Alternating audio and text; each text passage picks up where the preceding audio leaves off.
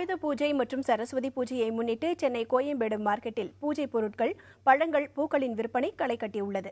இதுகுறித்த கூடுதல் தகவல்களை கோயம்பேடு மார்க்கெட் வளாகத்தில் உள்ள நமது செய்தியாளர் அபிநயாவிடம் கேட்கலாம். அபிநயா, ஆயுத பூஜை மற்றும் சரஸ்வதி பூஜையை முன்னிட்டு கோயம்பேடு மார்க்கெட்டில் விற்பனை நிலவரம் எப்படி இருக்கு?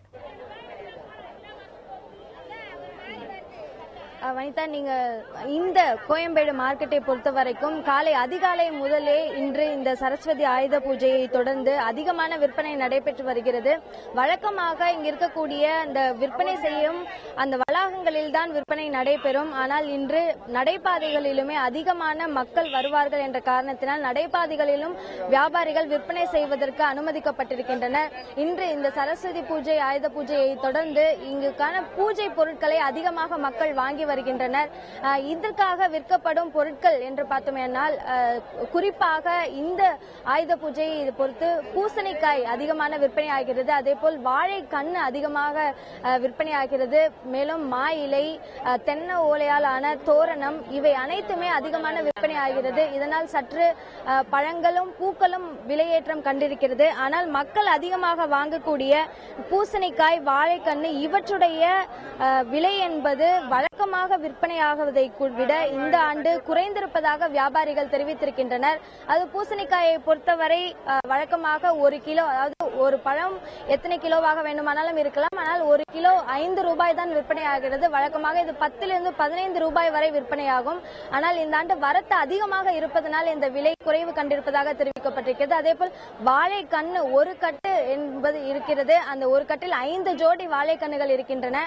அவற்றுடைய விலை வழக்கமாக 150 ரூபாய் இருக்கும். ஆனால் 100 ரூபாயாக விலை குறைந்திருக்கிறது. ஆனால் பூக்களுடைய விலை ஒரு கிலோவுக்கு 50 ரூபாய் வரை விலையேற்றம் கண்டிருக்கிறது. 100 ரூபாயிலிருந்து 150 ரூபாய் வரைக்கும் பூ விலை அதிகரித்திருக்கிறது.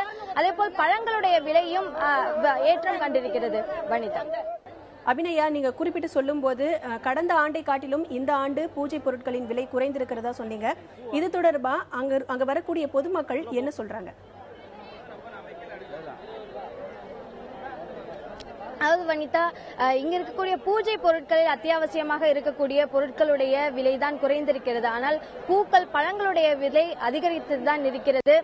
மேலும் அந்த பொருட்களை பொறுத்த வரைக்கும் அதனுடைய விலை குறைவினால் பெருமளவில் பலன் மக்களுக்கு இருக்கும் என சொல்ல முடியாது. ஏனால் அனைவருமே அந்த ஒரு கட்ட அளவிற்கு இருக்கக்கூடிய அந்த வாழைக்கண்ணை வாங்குபவர்களாக இருக்க மாட்டார்கள். சிறிய வகையில் வீடுகளுக்கு வாங்கி செல்பவர்கள் கொஞ்சம் தான் வாங்குவார்கள். ஆனால் இந்த பூக்கள், பழங்கள் என்பது அனைவருமே வாங்கக்கூடியதாக இருக்கிறது. இதனுடைய விலையேற்றம் எப்படி இருக்கிறது என்பதை பொதுமக்களிடம் கேட்கலாம்.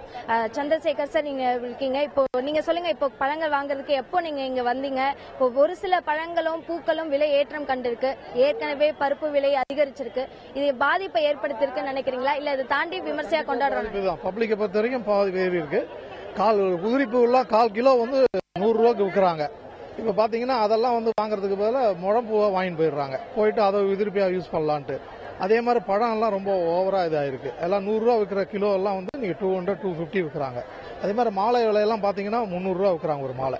ஸோ சில பேர் காருக்கு போடுறவங்க, அது மாதிரி போடுறவங்க எல்லாம் மாலை வாங்குறதுக்கு பதிலாக உதிரிப்பூவா வாங்கிட்டு போய் அதை கட்டி அது மாதிரி பண்ணிடுறாங்க. ஸோ விலைவாசி கண்டிப்பாவே ரொம்ப ஜாஸ்தியா இருக்கு.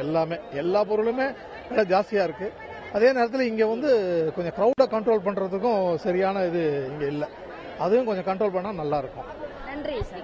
இவர் தெரிவித்தது போன்று இங்க இருக்கக்கூடிய அந்த விலையேற்றத்திற்கு ஏற்றார் போன்ற இங்க வரக்கூடிய பொதுமக்கள் அதற்கேற்றார் போன்ற ஒரு அணுகுமுறையை மேற்கொள்வதாக தெரிவித்திருக்கிறார்கள். அவர் தெரிவித்தது போன்று இங்க அதிகமான கூட்டம் நிலவி வருகிறது. மேலும் இந்த பகுதியில் இருக்கக்கூடிய சாலைகளிலும் அதிகமான போக்குவரத்து நெரிசல் ஏற்பட்டிருக்கிறது.